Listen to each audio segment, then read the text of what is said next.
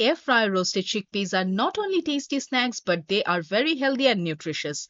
Let's see how to make them quickly. Here's a can of chickpea which are already boiled, opening it and then drain. I sometimes save this useful water and make other delicious things with it, such as vegan macarons. Yes, you can. Rinse chickpeas very well under cold water and then put it in kitchen towel. Roll it over to get rid of extra moisture and skin, but do not worry about getting all of them out. Now take these chickpeas in a bowl, add your choice of seasoning. Today I'm using salt, pepper, paprika, cumin, and optionally some dried mango powder, which will make it extra tasty by adding some tanginess.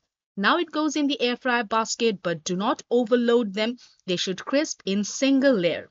200 degrees Celsius for 15 to 18 minutes, but remember to shake halfway through. And your plant based, crunchy, healthy snack is all ready. Kids would love to munch on them.